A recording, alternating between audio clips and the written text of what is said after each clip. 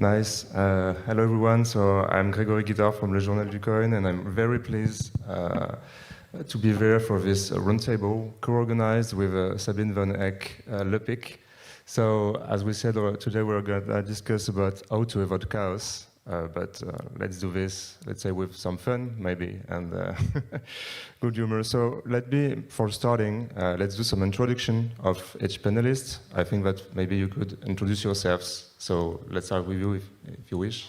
Yeah, I'm Federico Ast. I'm founder and CEO of Kleros. Kleros is a dispute resolution system based on Web3 that, lots of people are building lots of apps in Web3, and many of those apps will have something in common. They will have disputes among their users, like in an e-commerce marketplace, you have a dispute between a buyer and a seller, or an insurance contract, you have a dispute between a policyholder and the guy who gives the insurance.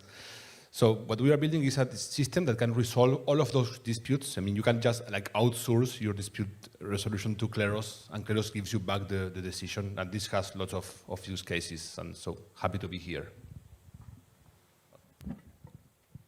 BABACAR and SECK, I'm the founder and CEO of Petale Group. We are promoting since a couple of years what Raphael was presenting as ethical finance. So we try to innovate the way that finance is performed today by taking this unique opportunity of the Web3 and this intermediation that this involves to create a new environment where an investor can invest at the speed of light very quickly, but also directing their investment into the value creation, real value creation. And we are building our business model around what we call tokenizations, and we are promoting this on a very enthusiastic way with a lot of ecosystem involved. Thank you. And I will be sharing why we are building this within our community, but also explaining how it is important to build something that can be sustainable over the time and not just creating a one-shot deal. Thank you. Hello, thank you to you and to the Web3 Foundation for being here. I'm YANN the FLOCH. I'm a former investment banker during around 15 years. Working on digital money for around 20 years now, when I discovered especially the future of money of Bernard Lietaer. It was around 20 years ago. So I work on digital money during different years with different adventures, even before Bitcoin. And I finished my career in bank in the blockchain lab of BNP Paribas concerning the topic of crypto and blockchain. And now I'm independent banker for around 5 years, still active in crypto ecosystem, Web3 ecosystem, working with different governments, and also working for a startup called Trakx, proposing a crypto index for institutional investors. And so happy to carry on the discussion put in it by Raphael Rossello, how to avoid chaos. Thank you. I am very happy to be there. Thank you very much, David Smith, for the invitation.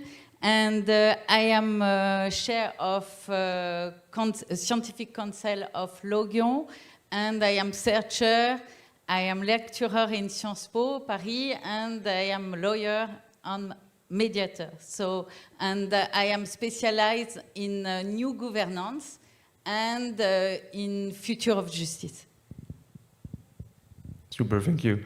So, as Raphael Rossello pointed out, let's say that we may think that the current system is maybe, I don't know, showing signs of an economic, social, and financial system maybe on its last legs. So, with the emergence of the Web3, we've got a lot of enthusiasm. And people were saying, okay, we're going to revolutionize everything. But today we've got a lot of critics of the Web3 trends, saying more it's something with speculative, insecure assets, things like that. So today we are going to look how this Web3 economy is maybe the foundations for a more fundamental transformation, and we're going to discuss it together with each of your points of view, what I think has real value. So We're going to discuss about the law, the economy and the finance, of course, of money, justice, and human competencies. So maybe for starting, BABACAR, as an entrepreneur in critical communication systems for the defense sector, you were involved, and you're involved today in tokenization. So maybe you could rapidly go through what you're doing today at Petale Group and explain us what it is to build some Web3 solid infrastructure today. Yeah, actually what we are trying to achieve is first of all being one of the biggest fintech companies in France that will grow over the Europe, and then we expect to dominate the world, and I would say to do it in the same way than the big tech in the US has been perfectly executing their growth. And for that, we have to structure our positioning and also to be part of these new revolutions we call Web3. And the strategic approach we have taken is to consider that crypto was a great innovation the last 10 years. So this is something we have observed, having an ecosystem that have growth with a lot of technical innovation and a lot of trading systems and a lot of index that investors were using is a great opportunity. So we should not ignore that crypto was a great revolution, and it is always a great revolution. And now there is a new challenge for crypto is getting into these adoptions, the massive adoptions. Okay, and from my previous experience when I was doing cryptography for aerospace, I have built up companies that grows to 12 millions of euro in valuation, and I was thinking that it was my money at the time. When it was the time for selling the company, it was not the same amount I have used for discussing, and I really understand what Raphael was explaining, that having big valuation is not the criteria for success evaluation. It's not because we have big figures that liquidity is there, okay? And we have the feeling that the crypto industry have a lot of liquidity and they have a lot of projects, but they have to find utility. Until now, we have a lot of people that was doing trading, that was gaining a lot of money, would say, or valuation. But when it's come to having this success connecting to the real life of people, we did not see the output. We did not see people just say, okay, I have power building with my crypto and I have put my children into a good education system based on my crypto. I mean, we need to connect what we can with the crypto, with the real world, okay? And this is the mission of Petale, is to enabling any investor to use the same process they use for crypto for investing into the real economy. So that's why we have developed a set of tools like a crypto, which is the security token, and then we have created different systems that the different investor can, of course, use, and then they will be holding a digital asset on their hand with MetaMask, or I would say any sovereign custody system, and then invest in the real economy. So this is what we try to achieve, and by doing that, we believe that there is a very big place for law to be applied, because as a private company, every time we process a transaction, we are taking a liability there, and we have to be sure that there is an arbitrage system or resolution system or whatever. Maybe my colleagues will develop there, but Petale is a new ecosystem for Web3 fund to be invest in the real economy, and we are building this day by days and building trust. So this is what we do, and we do it using the technology that Ethereum and Polkadot and Bitcoin has developed. It's the same, based on decentralized network, and then we build up the community and the trust But yeah, Polkadot is doing very well, but as we are sharing today with them. Yeah, so this is what we do, and we are very curious to see how the legal can help to make this type of project sustainable. Thank you, Babacar. Yann, maybe as a former banker, interested in naturally the digital money, I've got a little provocative question maybe. How can programmable money save the world? Oh, not necessarily save the world at least, but let's just say, how can it drive really great transformation? No, it's an interesting question. Maybe it's interesting to get in mind the history of crypto and Web3 ecosystem. At the origin, there were different people wanted to challenge classical banking and financial system to complete it. That's the financial system that Raphael put ahead a few minutes ago. And the idea was to share value and share power via Bitcoin and all we saw after. So today, how to save the world, I'm going to answer it. But today, the Web3 and crypto ecosystem is plenty of paradox in a way. Because Raphael put ahead that there is economic growth with GDP. Growth in GDP, it's 1, 2, 3, 4, 5% a year. And today, and 20 years ago, in the world that Raphael was describing, there were some criticized because funds, hedge funds, were looking for 10, 20% of rentability each year. It's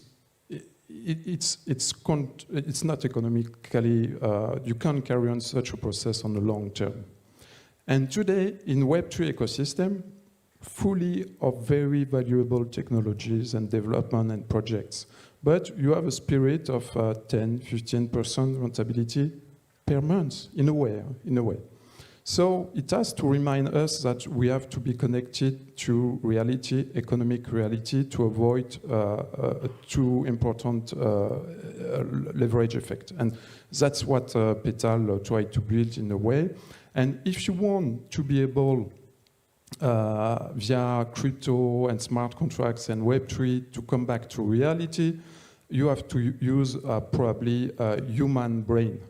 And that's what Sabine is going to put ahead. I mean, the reality is that if we want to be closer to economy and to reality and to avoid big bubbles and big crises and whatnot, violent crises, we have to be close to reality. And the first reality in our world is human people. Blood and flesh, as you told Raphael. So it can change the world, but we have not to forget what was the initial promise. I have a friend and colleague, this little stuff, but then I stop. A French colleague, he spent 10 years in Lehman Brothers, 10 years in Goldman Sachs around. So the bad banker, worse than Raphael. And his father was one of the governors of one of the big central banks in Europe, of Bulgaria. And he told me one day, but you know, Yann, crypto ecosystem is worse than classical finance. Don't consider it as a strict analysis, but just get in mind that we have not to forget the real humanity, the real life, the real nature beyond our promise of wealthy life, to sum up. Thank you. Federico, as an economist originally from a country that has experienced political and economic instability, maybe your point of view will be really valuable too. So how do you think that we can succeed in creating, let's say, a truly democratic regime built on individual liberty, independence of justice, all of this with money tools? Well, so Raphael's speech was very, meaningful to me because I'm from Argentina, right? So what Raphael is predicting will happen in Europe already happened in Argentina, right? So this is what happened. This is a country that was quite rich, it became poor because of lots of reasons that maybe we don't need to discuss now, but what I saw when I started is, so I actually used crypto. I mean, I used crypto because it solved a practical problem for me, because I couldn't, be paid. If you do some work for other countries, you couldn't be paid by the banking system because capital controls, high taxes and all that. There's lots of people in Argentina that they were already educated through, many of them through the internet. They learned how to code, for example, or how to design. And they could actually, they have skills that they could sell to other countries, but they couldn't be paid. Crypto gave us the opportunity, okay, now you can educate yourself, work hard, learn, offer something useful, and then now with crypto you could be paid. But there was another problem. A client from Paris would not hire some developer from Argentina if there is no dispute resolution. That system that will be able to make sure that if the guy doesn't comply with what they say they will do, there's a recourse. And that was my motivation to start building what I'm doing now. It was like a way to make a world, if you want, more meritocratic, right? For people who, were born in Argentina and they were unlucky in that sense, in the sense that you couldn't have access to a lot of things. So for me, the meaning of justice inclusion was include people in the world system where if you're good, great, and then you can, but your fate in life would not depend on where you were born. That was the main motivation. Thank you. Yeah, we will come back on this subject just after that, but to continue, maybe Sabine, as a doctor in law, an expert in Web3, so what is your vision of the issues at stake today? My vision. Today, I think our vision, yes. Today, I think that we are in political chaos, as Raphael said, and we are political chaos with a big tech platform too, because we forced today to delegate our security, our sovereignty to private hand. And in theory, I think that the GAFA model is the peak of digital market liberalism. And I think definitely that in theory, the blockchain revolution could help to regulate this crisis of democracy. Value must stop being confiscated by a free, and technology must enable us to organize this horizontal society. For the moment, we want to share with DAO, with smart contract, with token, meaning new contributive economy, as Babacar say, new social contracts. But we must admit too that Web3 has not succeeded for the moment to implement this digital economy. And I think definitely that tech environment is forgetting the basic of democracy. We are forgetting, for me, the pillar of the rule of law. I think that we have to integrate the rule of law in the principle in tech environment that I think that I call it the digital constitutionalism model. That is, I think, the only way to guarantee the legal protection of your right in neutral and independent way. And in HAD, digital constitutionalism model is compatible with the European Union institution because it's based on the rule of law. And I think it's exactly the spirit of Laurence Lessig when he says code is law. I think that he said no thought is more dangerous to the future of liberty in cyberspace than the faith in freedom guaranteed by the code. I think code is law is an alert. And definitely we must build an alliance between democracy and new technology. And I think that all the partner is here to build a new alliance and to avoid digital feudalism. Bear in mind that the choice of technology, it's a choice of political model. And I think definitely that what do you want, authoritarian model or democracy? Yeah. Thank you. Maybe a more, let's say, global question. Maybe if this one is for you, sorry, Yann, and maybe this one is for you too, Federico.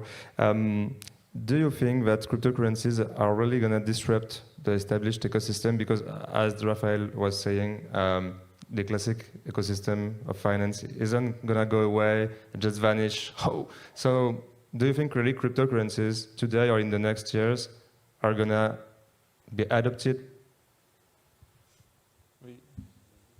So I begin for the union of the Web3. I think it can, technically it can, it could, but there is really a political momentum needed for it. Not only viral use, not only, capitalistic investments and propagation of different uses. Blockchain, crypto ecosystem during the last years was probably a little bit too focused on rentability and financial growth, even if it's a good stuff to create trust in a goodwill crypto asset, and a little bit less on the fundamentals of the crypto ecosystem, which used to be to create, I would say, a complementary financial ecosystem. We can remember the project of Bernard Lietaer, for example, pushed by Bernard Lietaer in 2017-18, Bancor, which were based, for example, on his ideas of distributed regional currencies, distributed sectorial currencies, yin-yang currencies. Some currencies has to be built on scarcities, others has to be built on more flexibility, more I would say, feminine approach, economic approach. So the yin-yang approach of currencies today is probably not totally, I would say, pushed by the crypto ecosystem. It's really a very aggressive and masculinism a way to do business and economy for me. Of course, it's a caricature to tell this, but it's a kind of reality in terms of philosophy, I would say. And so I think it could change, it could challenge, but I think that the CBDC on my side and the classical financial system has probably also a role to play in what Raphael was putting ahead before. No, not a uniformized system, not something this or that, but a diversity of different philosophies, different currencies, and different use of money in our world, in a way. I mean, in some sense, for us from South America, it already happened. I mean, the guy who sells vegetables and fruits, like near my house in Buenos Aires, I mean, he already, you can pay in Bitcoin. I mean, I paid to him in Bitcoin, and not now, like 5 years ago. I mean, this is not new. And now the guy has cryptocurrencies in his wallet, and then he has access to, I mean, investment opportunities that were only reserved, for the ultra elite of Argentinians, the 1% that could have brokers or, investment in, stock markets. Now the guy has the same opportunity to invest his hard-earned Bitcoin or Ether through, DeFi apps. So again, now it's up to him. He can educate himself. He can learn about finance. And he has to bear the risk of doing investment. That's also the negative element there. It's these people who are, having these opportunities to access the financial markets for the first times in their lives. They don't have a financial education. They never had any access to any of that, and sometimes they get too much involved, and they end up losing what they don't have. So, but for sure, this is already happening, and I see this every day in my hometown. Thank you. Babacar, maybe, do you think that the tokenization of assets could improve the existing system? And I guess yes, so how? Yeah, absolutely, yes. Just maybe to jump on the previous question quickly, I think that the cryptocurrency industry have already disrupted the financial market, the financial industry, the legacy financial industry in several ways. The first is they have pushed them to move into the technology and what we call the decentralization. And because decentralization is just a question of having a network of machines that approve a transaction, and we use this functionality since years and years when we use our mobile phone and we get the positioning and get our prepaid functionality, you know. And so, and the bank are currently moving into having their platform using the decentralization, which is good because this will force them to go into the disintermediation, which is very costly today.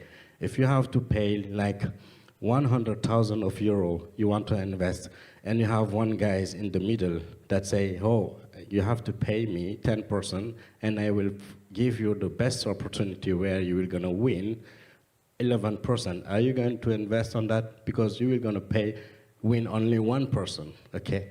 This is what happens when you have so many intermediaries within your financial transaction deals. And the good of decentralization of machine, I would say, not the organization, of machine is they will optimize the way that financial transactions are performed today when it's come to investing money and creating value. And this is the first thing for which cryptocurrency have pushed out the financial industry just to start creating, innovating in the technology field, okay? The second is how we do business. Because if you remember, when we have to borrow money during our life, even for paying the study of our children or just going on holiday or buying a house, the first thing that the bank requests is to have a visibility on your what they call patrimoine, your legacy, or the amount of money that you hold, okay? And today, there are a lot of mechanisms that DeFi, which is the decentralized finance, bring to the market, which is you don't need to divulgate all your patrimoine, between bracket in French, or just what we say, the amount of, the level of richness you have to be able to make a transaction, okay? So the DeFi is making the transaction more transparent, but also confidential, and more quick and addressable as a market, and not a lot of bureaucracy, okay? So this is the second disruption that cryptocurrency industry is putting into the way that we do finance.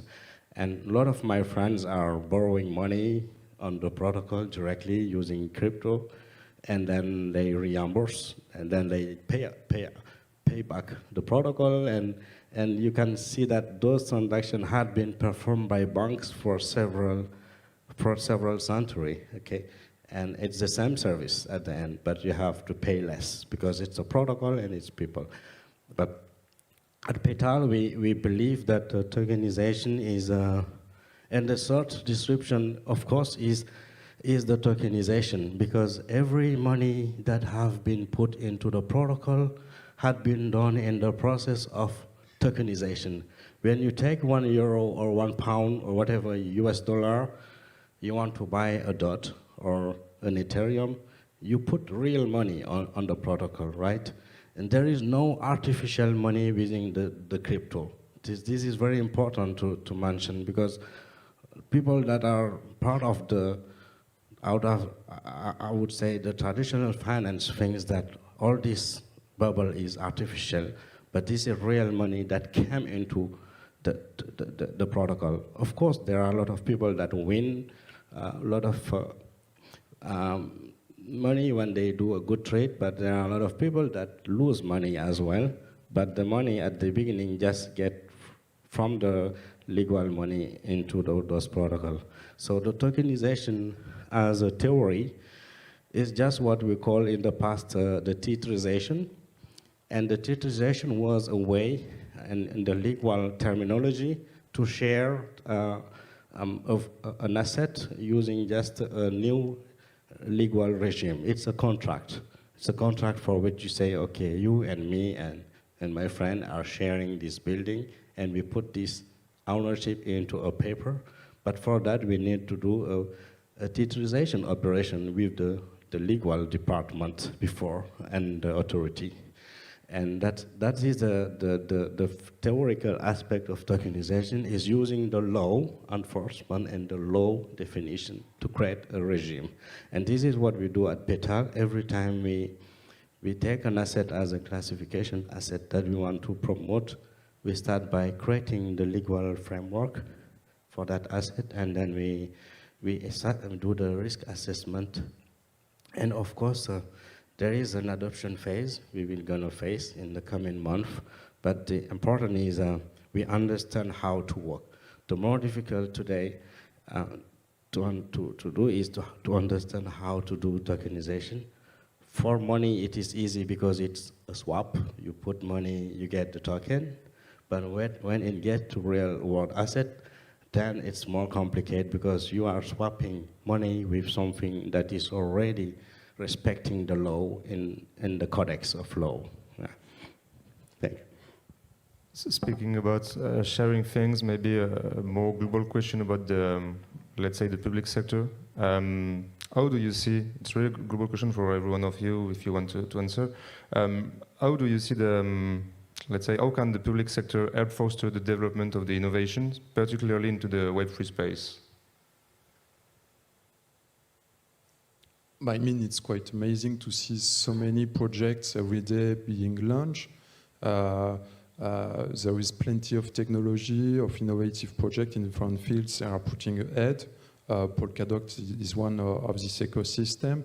But I think it's key to get in mind that to realize a project, you need capital on one way or other, or currencies, or classical fiat money, or cryptocurrencies. And maybe the initiatives are really great, but the momentum to finance them is a key question. What I would say is that it's a fantastic technological ecosystem, but we need to be careful probably to be not too sensitive to yield and wealth targets. I think it's key not to forget the seed of your project. It has to be technical, social, economical. It's probably key, and during this day a lot of people build the link, the bridge between reality and real people and Web3 ecosystem, and I think it's probably key. And I would say also, related to this topic, that it's important probably to build a kind of democracy of money and not a moneycracy. Because what we see with proof of stake sometimes can have the taste of such an approach. Well, of course, technically it's quite difficult to solve this kind of approach, but it's probably key not to build, yes, it's key to build democracy, sorry, and that's probably what Sabine could put ahead via his idea of democratic digitalism. Yes, thank you, Yann. Yes, I think that it's a revolution of the law too. It's a revolution of economic model, but it's a revolution of the law too, to implement the theory of a new contributive model and to maybe to integrate that law can be able to give to them a new model. I explain. I don't believe in the perfect application of with the code on program. I don't think that will be perfect. I think definitely that that will be dangerous. I speak about dangerous governing machine that don't understand, the machine don't understand what they does, what they calculate. So I think that we must avoid delegating our power to complex system and to calculate system and to few people controlling it. I believe we can build together a digital constitution by smarter, decentralized architecture with human. I think that human in the loop is very, very important. And we have to think and build with a really different mindset, as Raphael say. Be sure that I am fully committed by building this new world for democracy and individual freedom. Yeah. Federico, maybe. Maybe just add that it's also important to have in mind that in the end, all of the projects need to solve real-world problems. And sometimes, people want to do blockchain and Web3, but I mean, you start by the problem, I think, and then you see if Web3 is a solution, because maybe it's not a solution. It's, as they say, if you think everything is a nail, So for me, the way to start is to see a problem and then you see if a DAO or a protocol would be a solution for that. Because otherwise, what ends up happening, I think, in Web3 is that we have two profiles of people in general, or that's what people see from the outside. Either, the degen traders that are in this for the quick buck, or then the programmers who are actually building it, but they don't communicate that much because it's not maybe their skills or it's not their interest. They just love the technology. So I think that if we can, prove to the world that we are solving important problems, as I see them being solved in Argentina and other places, I mean, that would be a big step forward for the industry. And how do you see this, let's say, apparent trend of decentralization, but as you mentioned, the transformation of this apparent decentralization is something that is more like a plutocracy, but on-chain, with some sort of non-apparent consortium that are leading the developments of some foundational project. So how do we deal with this type of things? I mean, I think that every project starts in a centralized way and then it starts decentralizing. We had, at Kleros, we built a product called Proof of Humanity, and we made an experiment. What happens if we start decentralizing this from the beginning, like one person, one vote, like radical democracy experiment? I mean, let me tell you something, it didn't work. It got full of trolls and conflict and stuff. So I think decentralization is a great goal to reach, and it's important for people to actually trust that these applications are going to not become a new version of Web 2, right? Because we don't want to reinvent big tech. But I mean, it works better to start centralized and progressively decentralized as you create new governance institutions. We are like, the 18th century, French Revolution or federalists in the United States. They didn't know how to create a modern democracy and a big-scale democracy. All the experience we had were like the Greek, but smaller kind of settings. So I think there is lots to experiment. And now we have more tools, but also more challenges. Now, I mean, imagine when an AI tool starts to attack a system of governance and by making fake profiles, fake votes. I mean, we don't even know what's going to happen in the next 5 years in governance. So yeah, who knows? Yeah, I do believe that the political system, we're going to use the best of this Web3, because we are talking about financial implication here, but at the end of the day, that this will going to touch the real life of people, their political opinion, how they want their city to be managed. We have seen a lot of applications that will gonna come where the city management center, like we call the mairie or administration, we're gonna just use Web3 interface or an existing blockchain and ask people for contributing local voting system, for instance. We know that this is already in place in some country in the world, like in Miami, they are using this case, and Switzerland also is using this for doing local voting system. So the Web3 spirit is just putting the intermediary out of the game, and this will gonna apply for democracy. They will gonna apply for any time there is a possibility for making the process more efficient than using an intermediary in the middle, you know. Yeah. About the virus of revolution in France and technology. I mean, which is clear is that there is a question of primary capital. Primary capital was gold during centuries. Then it became fiat, and with the insurance of central banks based on gold. And which is interesting is in crypto is that at the beginning there were a distribution of mining with an equal capability to produce primary gold, digital gold, and primary value. Today, it's a bit different because the crypto market is really biased in a way, for good or bad reasons, by initial capital, primary capital. So we are a little bit far from, on some point of views, on the initial philosophy. So there is still some question about it. I think that probably democracy and traditional democracy or traditional banking system also could answer to this question. That's also a problematic we know in traditional financial system.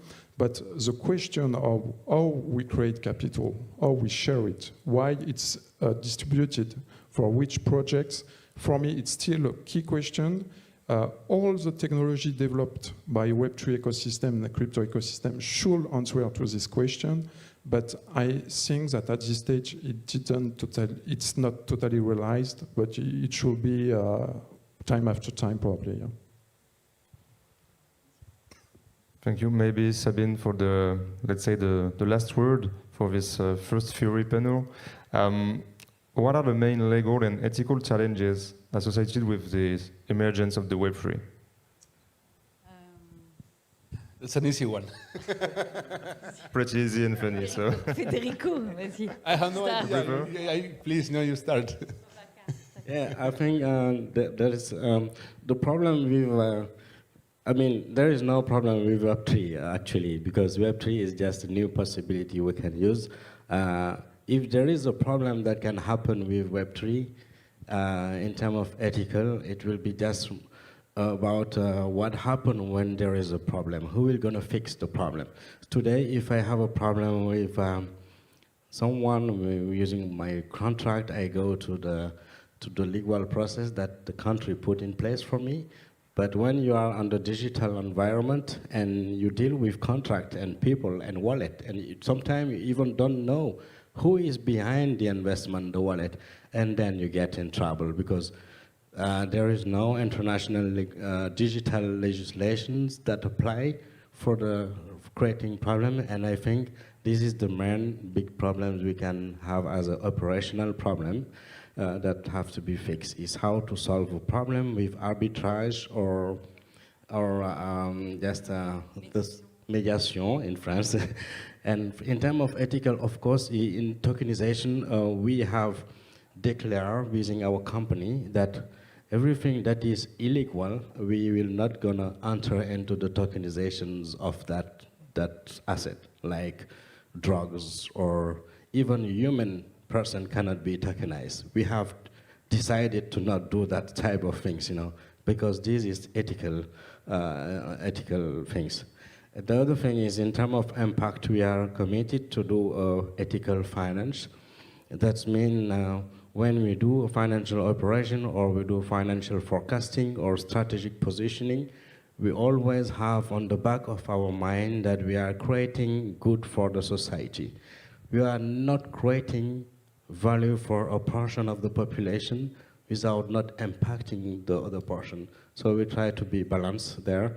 So that's why within our organization and our strategic planification, we believe that there will be a lot of fund that will be available for investing into the well-being of people, of cities, paying tax, making the good balance of everything we do. This is what the United Nations is calling the sustainable growth, of course, and then we are committed for that. Yeah. And to add, I want to do a citation of Laurence Lessing. Laurence Lessing was not considering the challenge of cyber-regulation and the disappearance of regulation or trusted third party, but on the issue of architecturing cost-based system with respect to individual sovereignty and protection against private interest of coder. Super, thank you everyone. So it will be having the last word for this roundtable. We will make a little break and just see after that for the second part of this roundtable. Thanks again. Thank you very much. Perfect. Thank you very much. So, as Gregory said,